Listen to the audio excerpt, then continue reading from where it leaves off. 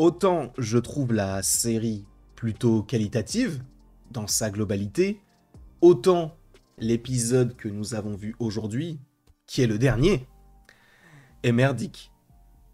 Attention, spoiler évidemment, mais le scénario tient sur 3 lignes max. Les méchants arrivent, les gentils essayent de se rebeller, les gentils gagnent. C'est tout. Il n'y a pas de fond derrière. C'est-à-dire qu'on n'a pas de remise en question sur peut-être nos méthodes d'éducation, notamment du côté des adultes, ou de savoir comment est-ce que la société de cette planète va se réorganiser, vu qu'il n'y a plus le superviseur. Comment est-ce qu'on s'organise ? On ne sait pas. La série se termine sur « Mais t'as pas besoin de passer ton examen ?» Pause. C'est fini. C'est quoi, on est dans Arabesque ? Tu nous fais un plan sur Jessica Fletcher qui rigole à la fin et c'est tout ? Non ! Arrêtons ça. Vraiment, dans sa globalité, j'ai trouvé que la série était plutôt intéressante. Elle était correcte. Pour une série Star Wars dont je n'attendais rien, pour le coup, je n'ai pas été déçu. En revanche, terminer une série comme ça, je trouve ça bizarre. Parce qu'en plus de ça, juste, on te dit « Ah, mais on n'a qu'à appeler les X-Wings, là. » Ils les appellent, ils arrivent directement, et après, on n'a pas de « Merci, ah ouais, non, mais du coup, qu'est-ce qui va se passer? Comment est-ce qu'on va se sortir ?» Non, juste, les X-Wings arrivent, ils sauvent la planète, les méchants finissent par mourir, on ne sait même pas pourquoi, on ne sait même pas s'ils finissent prisonniers ou quoi que ce soit, on n'en sait rien. Le grand méchant, là, Jod, on ne sait pas ce qu'il devient. Fin de série. Et en fait, le truc, c'est que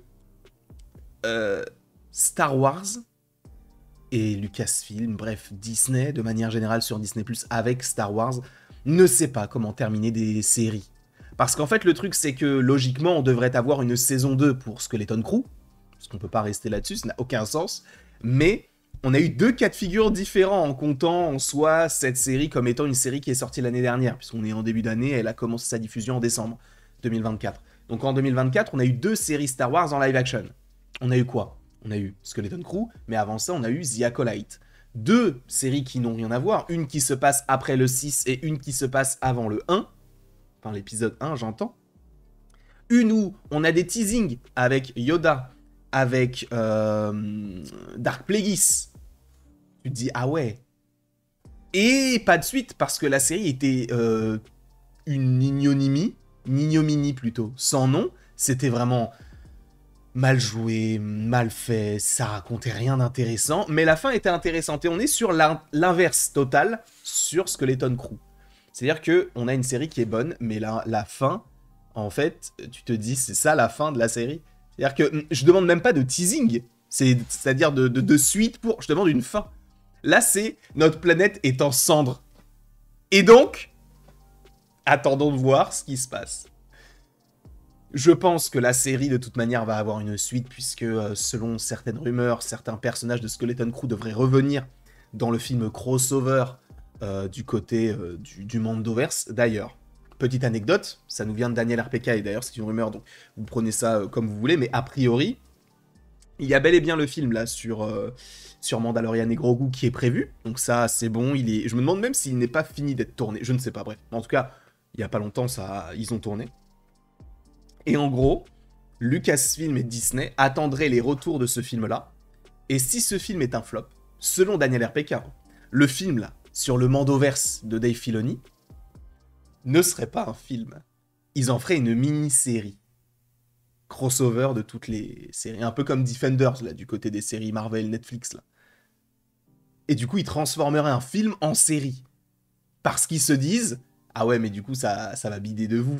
Si... jamais le film sur Mandalorian et Grogu bide lui-même. Je pense qu'il marcherait un peu, tu vois, il serait un peu rentable, notamment par rapport à Grogu et tout. Mais ça te montre à quel point Lucasfilm, là, ils vont dans des contrées, mais tu ne sais même pas où est-ce qu'ils vont. Alors, on va parler du coup de cet épisode avec des images, un petit peu. Hein. Bon, bah là, c'est le superviseur, c'est un robot. Voilà. Je voulais revenir aussi sur le jeu des acteurs. qui... Alors, ce ne sont que des enfants, hein, bien sûr, mais c'est pitoyable. Je suis désolé. Encore une fois, Neil, qui est un éléphant salopette, joue mieux que ces deux enfants-là. Il joue vraiment, mais alors super mal. Sincèrement. Je trouve vrai... Et ça me sort de... Et je te parle d'eux, mais les parents aussi. Les deux parents, là, la mère et le père. Qu'est-ce qu'ils jouent mal. C'est du surjeu de... Oh, on est naïf. Oh, c'est mauvais. Mais, je ne parle que de l'épisode là en question. Alors, pour le jeu de l'acteur, enfin des acteurs, non, c'est depuis le début de la série, mais la série, en vrai, de manière générale, je l'ai plutôt bien aimée. C'était frais, c'était sympa, et je n'en attendais rien. Là, c'est juste que je n'en attendais rien de cet épisode 8, à part de la cohérence et une fin. Un début, un milieu, une fin. Là, on a un début, un milieu, une presque fin, mais on ne sait pas comment ça se termine. Et j'ai regardé, il n'y a pas de scène post-générique ou quoi que ce soit. Encore une fois, je ne demande pas un teasing.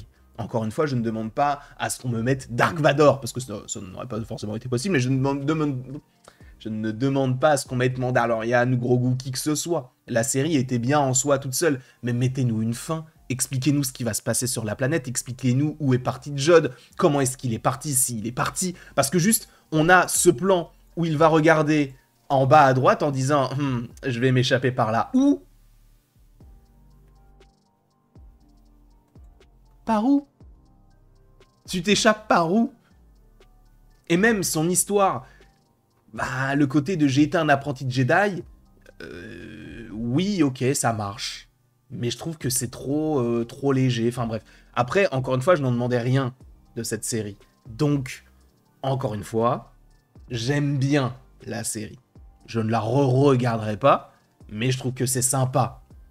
Mais, qu'est-ce que ça fait avancer, en fait? Parce que tu nous proposes une série telle que celle-ci, j'entends, mais dans l'univers de Star Wars, ça fait quoi de savoir qu'il y a une planète comme celle-ci? Parce que c'est ça le principe.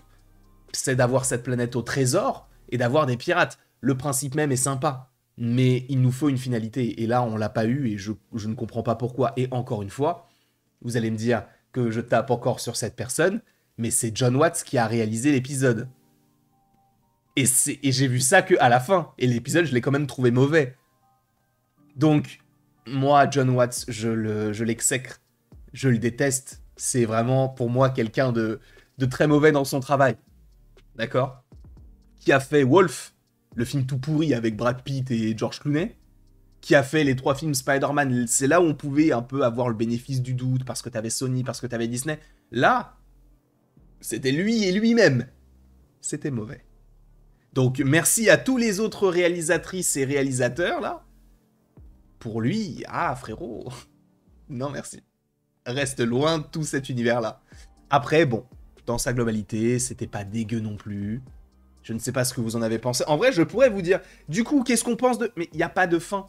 Donc, je pourrais même pas vous dire, est-ce que ce personnage-là, on pourrait se dire qu'on pourrait le revoir par la suite ici ou... Il n'y a pas de fin. Donc, on ne sait même pas comment ça se termine. Il n'y a pas... Il n'y a rien.